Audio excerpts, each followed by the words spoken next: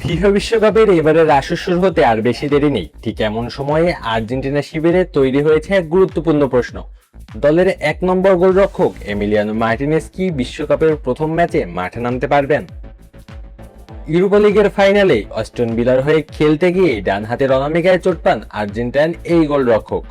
ফাইনালের আগে অনুশীলনে আঙুলে মচকানো ধরনের এই চোট লাগে। যদিও অস্ত্রোপচারের প্রয়োজন নেই, তবে পুরোপুরি সেরে উঠতে কিছুটা সময় লাগবে বলেই ধারণা করা হচ্ছে। ফ্রাইবুর্গের বিপক্ষে 3-0 গোলের জয়ে তিনি ম্যাচ খেলেছেন, কিন্তু চোট নিয়ে তার অবস্থা এখনও আর্জেন্টিনা শিবিরের নজরেই রয়েছে। আর্জেন্টিনার বিভিন্ন সংবাদ মাধ্যমের তথ্য অনুযায়ী বিশ্বকাপের প্রথম ম্যাচের আগে মার্টিনেজের সুস্থ হওয়ার সম্ভাবনা বেশ ভালো, তবে এখনও শতভাগ নিশ্চয়তা নেই। ফলে আলজেরিয়ার বিপক্ষে 16 জনের উদ্বোধনী ম্যাচে তাকে দেখা যাবে কিনা সেই প্রশ্নের উত্তর মিলবে শেষ মুহূর্তেই। বিশ্বকাপ শুরু হবে 11 জুন। এদিকে একটি বিষয় প্রায় নিশ্চিত, বিশ্বকাপের আগে আর্জেন্টিনার 2টি প্রস্তুতি ম্যাচে মার্টিনেজকে দেখা যাবে না। 6 জুন হন্ডুরাস এবং 9 জুন আইসল্যান্ডের বিপক্ষে ম্যাচে তাকে বিশ্রামে রাখার পরিকল্পনা রয়েছে। কোচ লিওনেল স্ক্যালোনি ঝুঁকি নিতে চান না বলেই জানা গেছে। প্রয়োজনে বিকল্প গোলরক্ষকদের সুযোগ দেওয়া হবে, তবে মার্টিনেজকে পুরোপুরি সুস্থ অবস্থায় বিশ্বকাপে পাওয়া যায় সেই ব্যবস্থাই করবেন আর্জেন্টাইন কোচ। বাবু টিউশন ফিসটা দিও। নিও। ধুর, আবার নিও।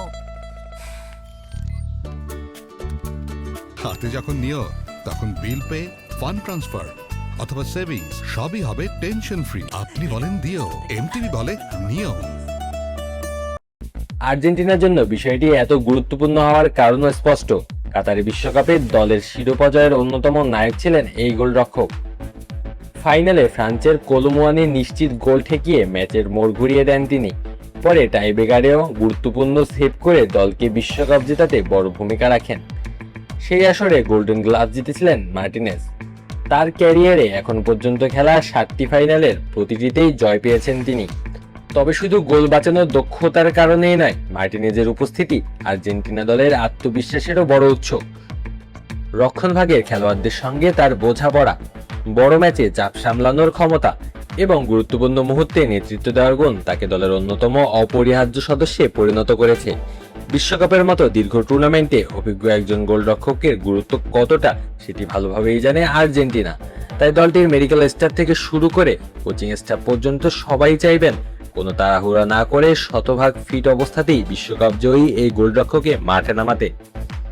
36 বছরের অপেক্ষা ভেঙে গত বিশ্বকাপে বিশ্ব চ্যাম্পিয়ন হয়েছিল লিওনেল মেসির আর্জেন্টিনা। এবার তারা মাঠে নামবে শিরোপা ধরে রাখার লক্ষ্য নিয়ে।